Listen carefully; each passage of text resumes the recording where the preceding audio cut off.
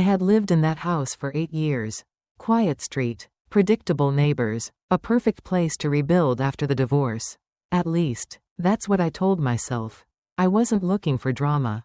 I had enough of it already. What I needed was peace. What I got was anything but. It started with a knock. Just after 6 p.m. I remember the exact time because I just finished reheating some leftover pasta. I opened the door and there he was, Derek. The man from across the street. Newly moved in, late 40s, salt and pepper hair, that kind of clean-cut look that made you trust him without knowing why.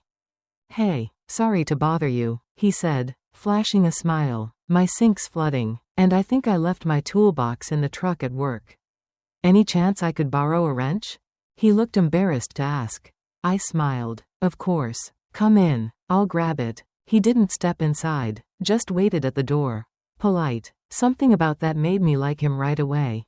Over the next few weeks, Derek and I fell into a routine. Nothing serious, waving from our porches, chatting over trash cans, occasional coffee. It was all neighborly, innocent, friendly. Until one Saturday afternoon, I was gardening in the front yard when I heard him call out, "You always out here making the rest of us look lazy?"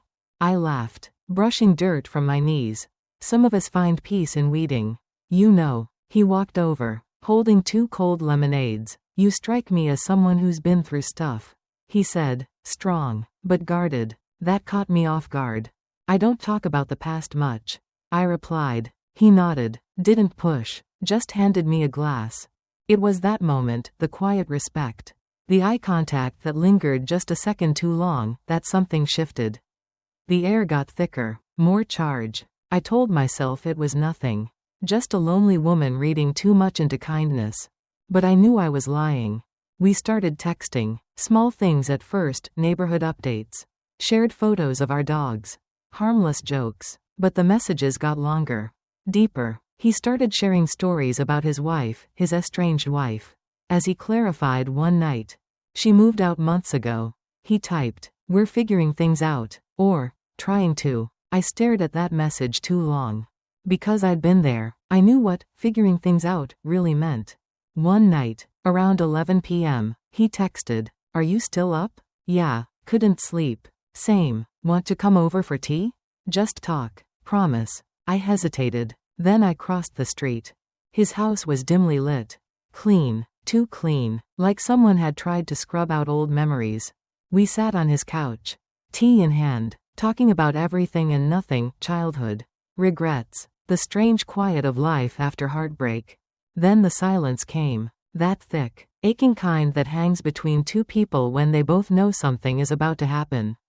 He looked at me. I looked away. But I didn't leave. When his hand brushed mine, I didn't pull back. When he leaned in, I didn't stop him. And when our lips touched, soft and slow, I let it happen. But when it ended, I stood up. "This isn't right," I whispered. "You're still married." He didn't argue, just nodded. "I know." After that night, I told myself it had to stop. No more late messages. No more glances that lingered too long. No more crossing streets for tea or excuses. And for a while, I stuck to it. I stopped replying right away. I busied myself with work. I took the long way around the block just to avoid seeing his porch light on. But avoidance doesn't erase attraction, it only stretches the silence until it becomes unbearable. A week passed, then 2, and then one morning, a small box showed up on my front step. No note, no name, but inside, a delicate silver charm bracelet. I held it in my hand for minutes. Not moving, not breathing. I knew it was from him. That night, my phone buzzed again. "I miss talking to you." I didn't answer. An hour later, another message. "I shouldn't have kissed you. But I don't regret it." My fingers hovered over the keyboard. I typed, "Don't send me gifts, please." Then deleted it. Typed again. "This isn't helping." Deleted it. Finally, I just turned off the phone. The next day, I saw her, his wife, not through a screen or from a distance, but standing on his porch, arms crossed, staring straight at my house. She was beautiful, sharp-featured, composed, the kind of woman who didn't need to raise her voice to destroy you.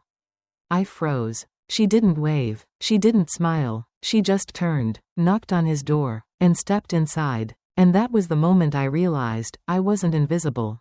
Whatever was happening between Derek and me, she knew, or suspected, or maybe just felt it the way women feel danger in their bones before it arrives. That night, I didn't sleep. I kept replaying every glance. Every moment I let drag too long. And I hated myself for it. Because I wasn't that woman. I'd been cheated on, lied to, left behind. I knew what betrayal looked like from the other side.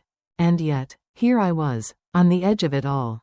3 days later, it happened. I was outside trimming the hedges when a shadow fell across the sidewalk. I looked up. It was her. She didn't smile, didn't blink, just stood there, cool and calm. "Hi," she said, her voice smooth, deliberate. "Hi," I replied, wiping sweat from my forehead. "I'm Miranda, Derek's wife." My heart dropped. "I know who you are," I said quietly. She nodded once. "Do you?" She stepped closer. "I know what's been going on. I've seen it before. I've felt it before. You're not the first woman he's played this game with. But you could be the last, if you're smart." Her voice was calm, too calm. I opened my mouth to respond. But she cut me off. "He's charming, I know. He makes you feel seen. But Derek doesn't love. He manipulates. And when he's done, he makes sure you look like the one who started it." I swallowed hard. "I haven't done anything," I began. She laughed, bitter and soft. "You don't have to. He'll do it for you. And when he does, your job, your reputation, your peace? Gone." Then she stepped back. "I'm not here to fight. I'm here to warn you. End it now, before he ruins you, too." Then she walked away. And for a long time, I couldn't move. I tried to stay away. I really did. But curiosity, no, obsession, began to creep into me like smoke under a locked door. Miranda's words echoed in my head constantly. He doesn't love, he manipulates. So I did something I never thought I'd do. I started digging. It began innocently enough. I Googled his name. Just his name, Derek Carter. Then the city. Then I added, divorce, police, lawsuit. And there it was. A domestic dispute. Filed 2 years ago. Dismissed. No charges. But it was there. And not just one. 2 different women. Different cities. Different stories. But always the same pattern. Charmer. Lover. Emotional isolation. Financial control. Chaos. Then he disappeared. I stared at the screen. My mouth dry. Heart thudding. What the hell had I let into my life? I couldn't ignore it anymore. That night, I called him. He answered on the second ring. His voice, soft, as if he'd been waiting.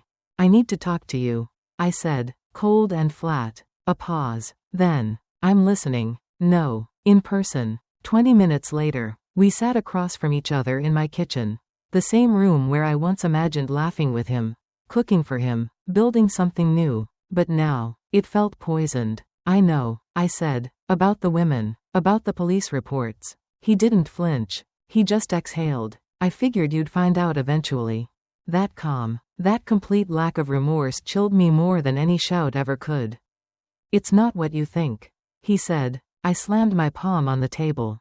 "Then tell me what it is, Derek, because it sure as hell looks like a pattern." He stared at me for a long time, then leaned forward. "People see what they want. Women fall for the version of me they create in their heads. Then when reality hits, they call it manipulation, abuse, whatever makes them feel better." I was silent. He continued, "You're smarter than them. Don't fall for their drama." And in that moment, I saw it. The control, the narcissism, the rot under the charm. I stood up. "We're done. Don't contact me again." He smiled, just faintly. "You think it's that easy to walk away from me?" I didn't answer. I just reached for my phone. And called the police. The police didn't arrest him. Of course they didn't. There wasn't enough, no bruises. No threats on record, no evidence of harm, just my word against his. And Derek? Derek knew how to play the charming, misunderstood gentleman better than anyone. But something changed that night. Me. I wasn't scared of him anymore. I was done. I blocked his number, told the police to file an incident report, changed my locks, installed cameras, told the neighbors I had trouble with someone. Even Miranda and I exchanged a strange, silent look of truce the next time we passed by. But Derek, he didn't vanish. Not yet. It started with small things. A package on my porch. No return address. Inside, a photo of me sitting on my porch, drinking coffee. Then another, my favorite sweater, folded neatly in a bag, even though I had never left it anywhere. The last straw? A voicemail. No words, just breathing, slow, controlled. He was watching, and he wanted me to know it. I brought the evidence to the police again. They were more serious this time, warned him officially. But still, no arrest. He's smart, the officer told me quietly.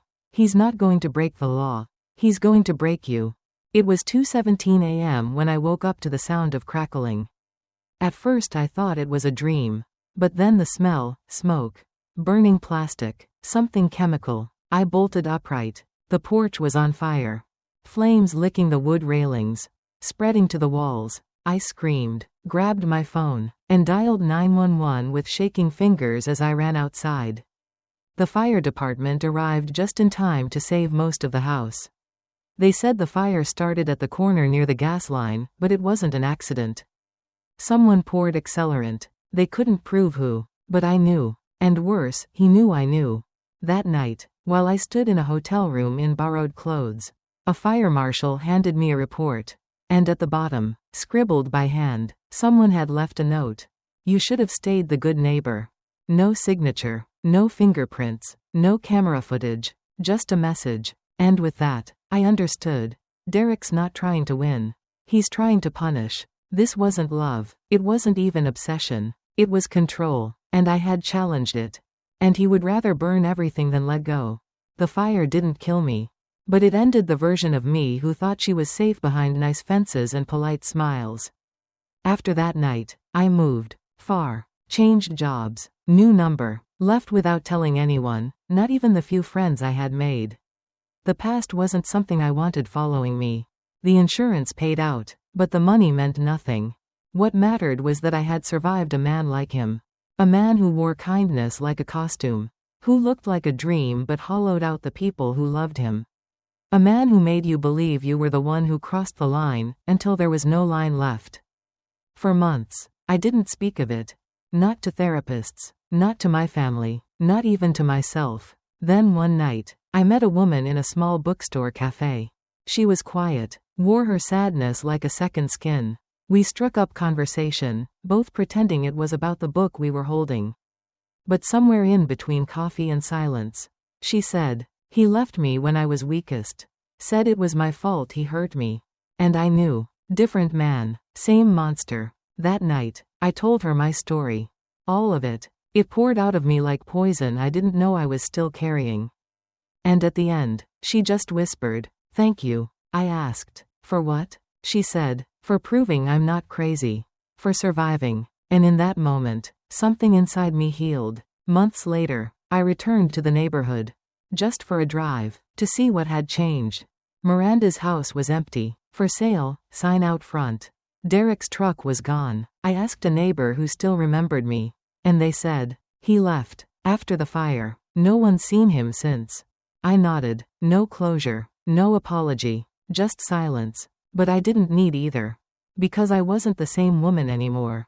I had been broken. I had been burned. But I refused to be erased. So here I am, writing this story. Not for revenge. Not for sympathy. But for you, the woman reading this. Listening to this. Watching behind the screen with a quiet ache in your heart. If something feels off, it probably is. If love feels like fear, it isn't love. And if someone makes you question your worth, your memory, your sanity, run. Because monsters don't always come in shadows. Sometimes, they come smiling from across the lawn.